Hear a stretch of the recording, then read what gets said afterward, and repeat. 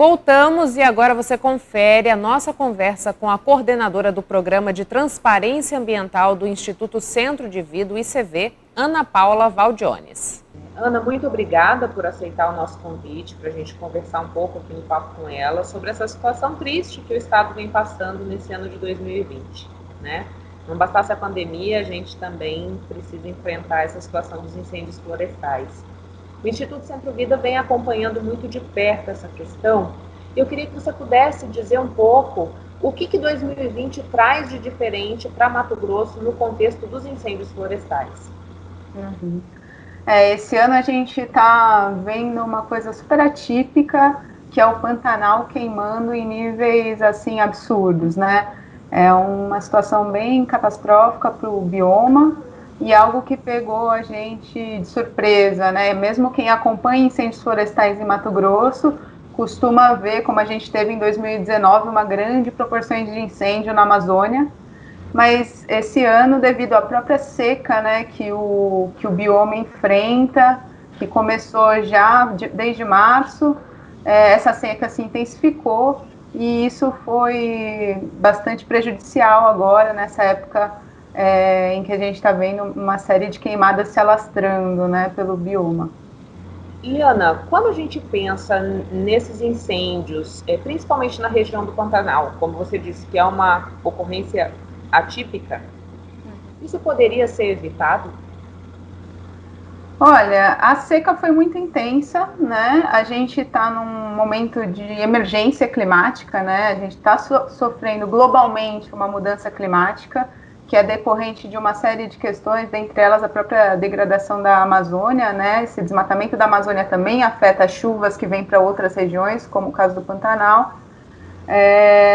E por isso a gente precisa começar a pensar em políticas públicas que vão se adaptar a esse cenário de mudanças climáticas, né? Com certeza a gente precisa investir mais em planejamento e prevenção do fogo para, na época dos incêndios, a gente não ter que fazer tanta ação de combate, né? Os órgãos públicos que têm essa competência, né, puderem controlar um pouco mais a questão da prevenção, seria o ideal.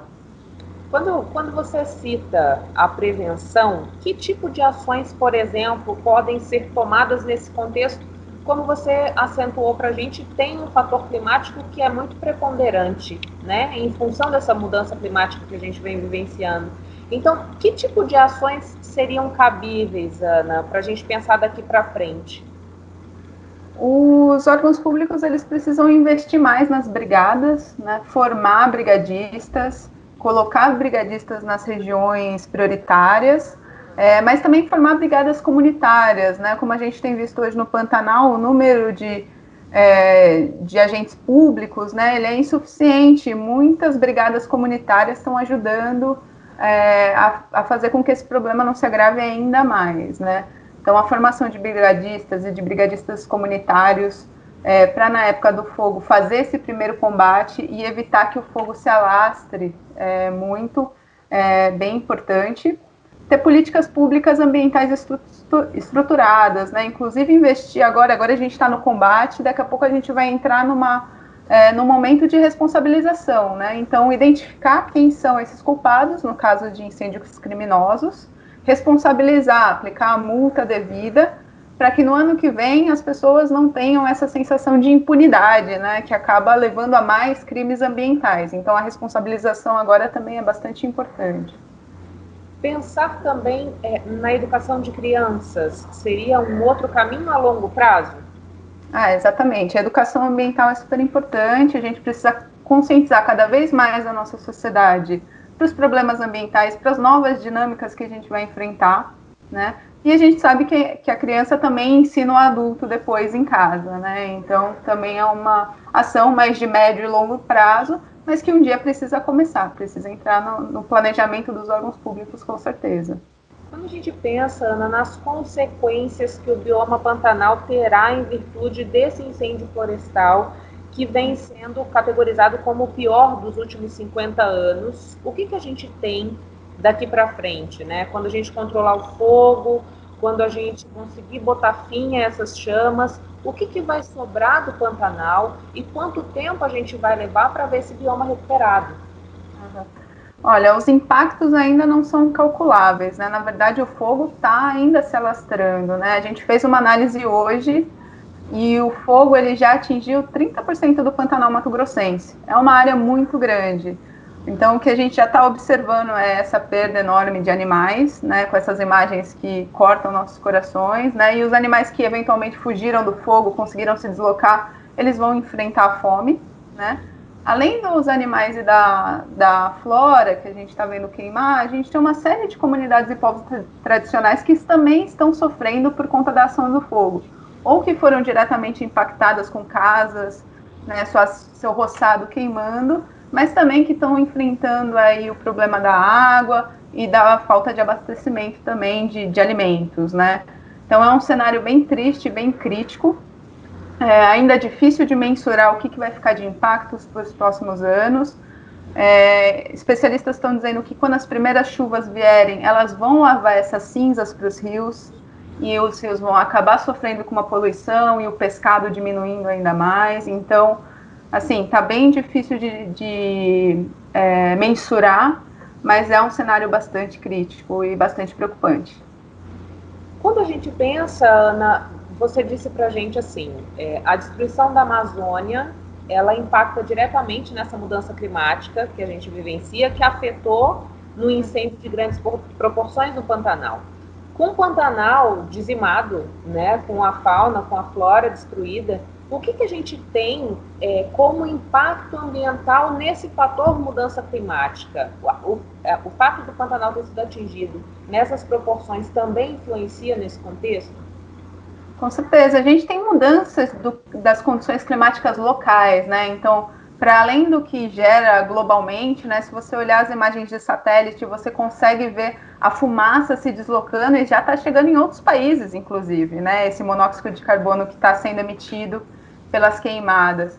Mas para além dessa influência global, a gente vai ter uma mudança, isso muda o microclima local, né? Pode afetar os animais e as pessoas que vivem desses recursos naturais. Então, como eu disse, os impactos ainda não são mensurados, né? A gente vai, com certeza, cientistas vão avaliar isso nos próximos meses, mas é bastante alarmante. Ana, a gente vivencia e presencia uma falta de pessoal dos órgãos públicos para combater esse incêndio. Como você bem colocou, nós temos os voluntários, né? Essas brigadas das comunidades que estão ajudando no enfrentamento a esse fogo. E, em contrapartida, nós temos um discurso, por exemplo, do governo federal, de que está queimando porque queima mesmo, né? Tem uma minimização desse cenário de tragédia que a gente vivencia no momento. Olhando para esses discursos, olhando para a atitude desses governantes, desanima? É possível a gente pensar que vão desenvolver políticas públicas? Nos últimos anos, a gente está vivenciando um grande desmonte das políticas ambientais, né? Vendo órgãos diminuindo seus orçamentos, os órgãos ambientais federais, né? Com o orçamento sendo reduzido, com muita repreensão à ação de fiscalização dos agentes públicos, né? Às vezes o fiscal está fazendo o seu trabalho e é repreendido, como já pelos secretários, ministros e tal, como a gente já vivenciou. E isso acaba enfraquecendo a ação de órgãos que são muito importantes. O IBAMA é um órgão muito importante, mesmo na atuação em Mato Grosso, responsável por fiscalizar, multar diferentes áreas federais. E a gente está sentindo esses efeitos na pele, né? O Ministério do Meio Ambiente teve seu orçamento reduzido e aquilo que foi executado é uma porção muito pequena, né? O que ele implementou, segundo um estudo recente, é 0,5% do que ele tinha para fazer efetivamente, né? Então, essas ações que a gente está vendo, tanto o aumento das queimadas e o aumento do desmatamento, tem relação direta com esse desmantelamento da política ambiental, com certeza. O que a sociedade precisa fazer agora é se armar desses dados, né? Porque os dados são claros, a gente nunca teve tanto incêndio assim no Pantanal, né? Não é normal queimar da forma que está queimando hoje.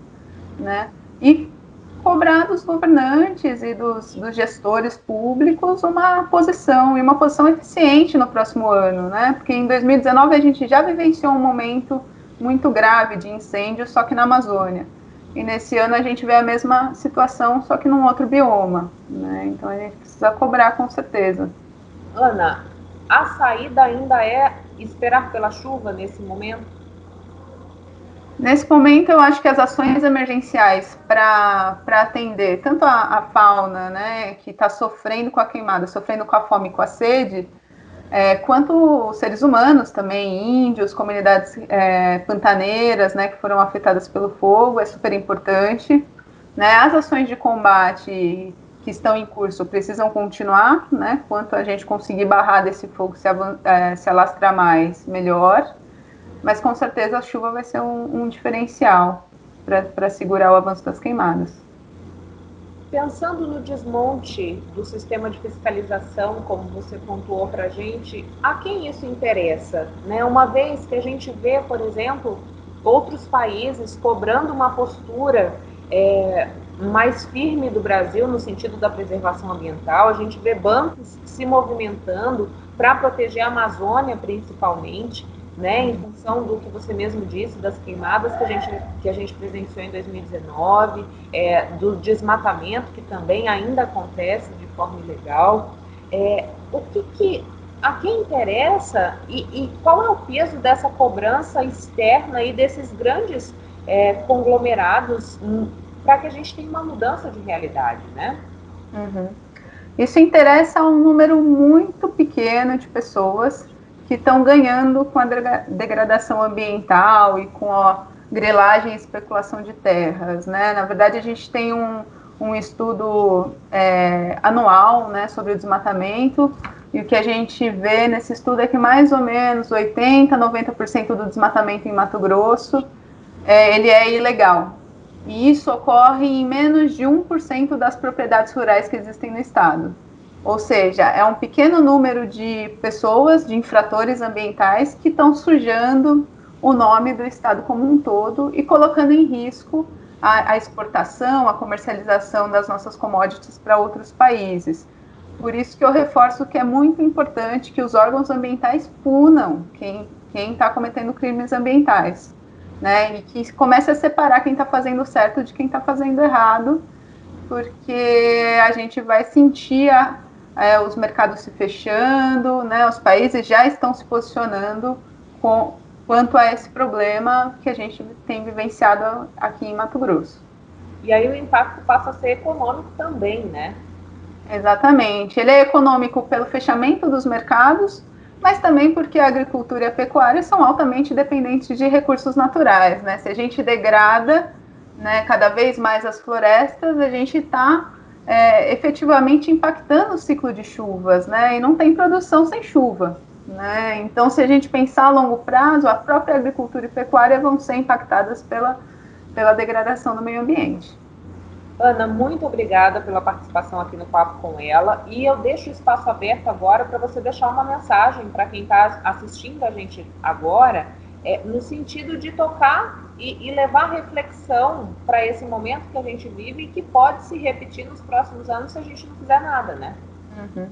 Eu acho que a mensagem é da gente buscar informação qualificada, né, sobre o que está acontecendo com o meio ambiente. Não é alarmismo, né? Na verdade a gente está sentindo todos os impactos ambientais, seja vendo as imagens, quanto também respirando o ar. Quem está em Cuiabá está sofrendo sim com a poluição gerada pelas queimadas, então a gente precisa cobrar cada vez mais dos nossos gestores públicos para terem decisões de fato eficientes quanto ao bom manejo dos nossos recursos naturais. Intervalo e a gente volta já já conversando com o fotógrafo José Medeiros.